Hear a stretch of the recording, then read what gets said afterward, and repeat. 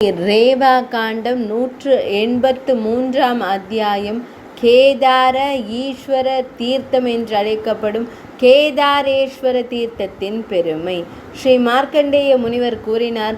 அதன் பின்னர், மகா அரசே, ஒருவன் கேதாரம் எனப்படும் தீர்த்தத்திற்கு செல்ல வேண்டும். அங்கு சென்ற பின்னர் தேவர்களின் தலைவரை வழிபட்ட பின்னர் அவன் சிரார்த்தம் செய்து நீர் அருந்த வேண்டும்.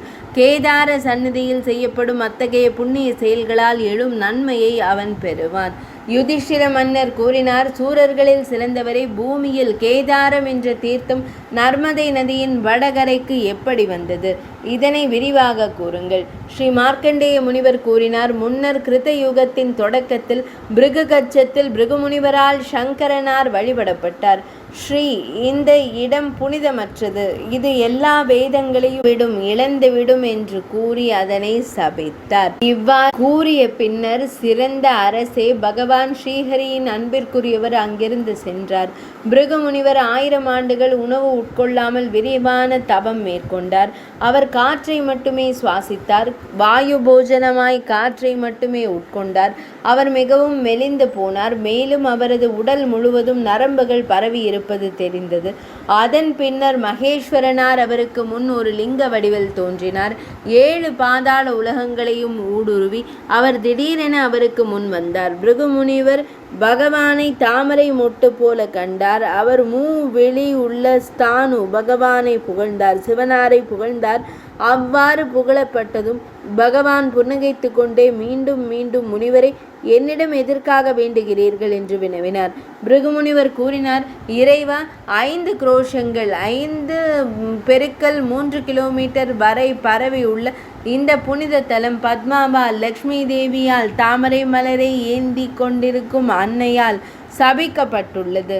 இந்த புனித தலம் புனிதமற்றதாகி வேதங்கள் அனைத்தும் அற்று போகும் என்று கூறிய பின்னர் தேவி விண்ணுலகம் சென்றாள். மகேசனாரே, சங்கரரே, தமது சித்தப்படி இந்த உன்னதமான புனித தலம் மீண்டும் புனிதமாவதை உறுதி செய்வீராக.